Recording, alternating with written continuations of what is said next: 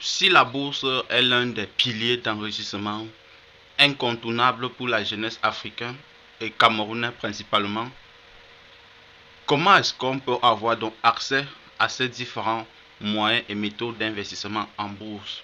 Quelles sont les opportunités qui se trouvent dans ce secteur et comment toi, avec tes maigres moyens, tu peux te positionner pour pouvoir te générer des revenus et constituer un patrimoine? Parce que comme je le dis toujours, sachez que nous sommes des hommes. On peut sortir un soir, un matin, et on ne rentre plus le soir. Il va falloir que lorsqu'on fouille dans tes affaires, il faut au moins qu'on trouve, aussi petit soit-elle, il faut au moins qu'on trouve quelque chose que tu aies laissé avant ton départ.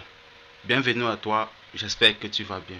Dans cette vidéo, je vais te parler de comment est-ce qu'on peut avoir accès à la bourse depuis des brokers, c'est-à-dire des applications qui te permettent d'avoir accès au marché financier, aux obligations et aux différentes stratégies d'investissement, que ce soit dans les capital risques, que ce soit dans les actions non cotées, ainsi de suite.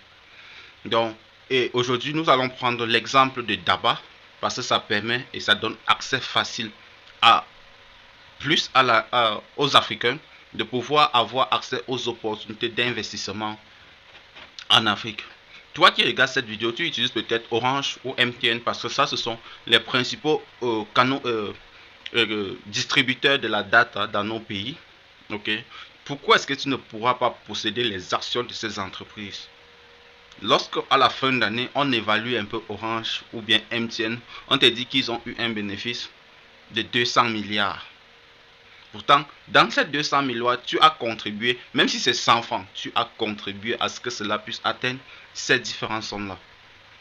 Comment est-ce que toi, tu peux donc à la fin de chaque mois de l'année pouvoir aussi recevoir une part de leurs dividendes? La première des choses, c'est qu'il te faut avoir accès au marché financier, aux obligations émises par ces entreprises ou bien à leurs actions qu'ils ont mis sur le marché. Dans toute entreprise, à un moment donné, a besoin du capital pour passer, aussi grand soit une entreprise, a besoin du capital pour passer à une autre étape dans sa stratégie de croissance. Et pour cela, les entreprises ont deux manières de lever des fonds.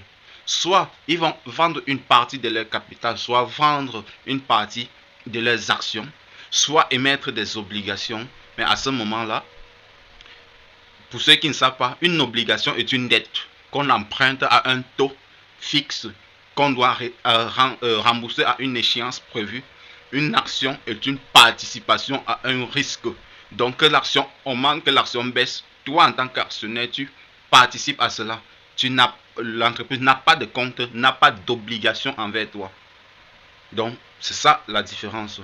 Donc pour cela, lorsque tu t'inscris sur DABA et tu as besoin de mon accompagnement, de mon coaching, comment est-ce que je procède, quel est le minimum d'investissement de départ, par exemple c'est 10 000 francs, donc ça doit être un objectif que vous vous fixez, au moins 10 000 francs d'investissement en bourse chaque 2 mois ou chaque 3 mois, en fait débrouillez-vous, donnez-vous les moyens que vous pouvez et peu importe ce qui se passe, investissez d'abord avant de dépenser le reste. Investissez d'abord avant de dépenser le reste. Et aussi, ayez un objectif long terme. N'investissez pas pour 1 an, pour 6 mois, pour non, 5 ans, 10 ans, ainsi de suite. Parce que c'est avec les intérêts composés que cela permet d'avoir un retour sur investissement assez conséquent. Nous l'avons fait, nous sommes sur le web depuis 3 ans, 4 ans. Mais nous avons vu tout ce qui était court-termiste. Qu'est-ce que cela nous a rapporté?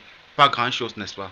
Par contre, si nous avons pris la ferme décision depuis 5 ans d'investir dans une action ou bien dans une obligation émise par un gouvernement à un taux de 8% avec les intérêts composés, vous-même vous comprenez que tout cela est véritablement possible.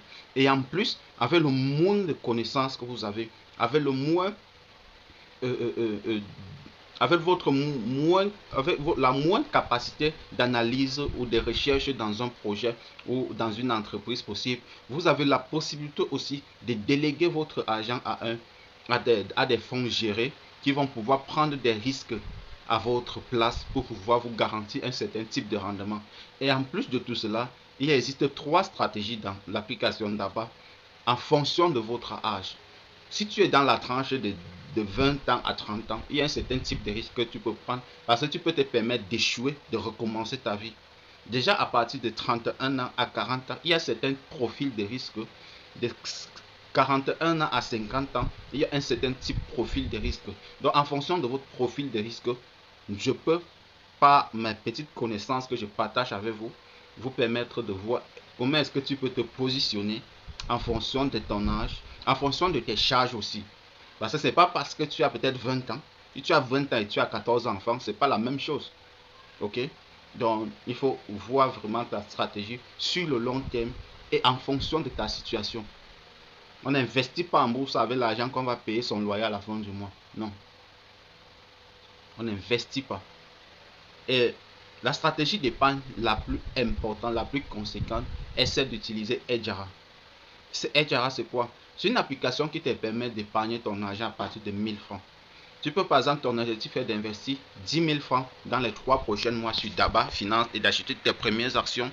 Ce que tu as fait, c'est que, est-ce que tu vas garder 1000 francs? Tu gagnes 1000 francs chaque semaine. Est-ce que tu vas pouvoir? Non. On a tous droit aux tentations. On a souvent très facilement l'envie de pouvoir nous satisfaire lorsqu'on a ces petits sommes-là. On n'en prend pas souvent en considération. Alors qu'avec l'application Daba, tu peux, Hedgehara, tu peux mettre cet argent-là, le bloquer là, pendant peut-être 2 mois, pendant 3 mois, en fonction de la manière dont tu gagneras de l'argent. À chaque fois que tu as 1000 francs, tu bloques cela. Lorsque tu atteins le minimum requis pour pouvoir acheter tes premières parts d'action, à ce moment-là, tu peux donc te permettre d'acheter tes premières actions. Et vous n'avez pas idée de la joie que ça rapporte lorsque vous faites ce premier pas-là, dans l'inconnu total. Oui, parce que c'est dans l'inconnu total. Tu n'as pas idée de ce qui va se passer, comment est-ce que ça se passe. Mais si on veut tenir compte des personnes qui ont fait cela avant nous, où est-ce qu'ils sont aujourd'hui? Quel est le style de vie qu'ils ont aujourd'hui? Quelle est leur logique par rapport au risque? Est-ce que si c'était à refaire aujourd'hui, est-ce qu'ils vont le refaire? Quand ils te disent oui, mon frère, tu es qui donc à ce moment-là pour ne pas oser? À moins que tu ne veux pas aussi offrir une meilleure vue à ta famille dans les prochaines années à venir. À très bientôt.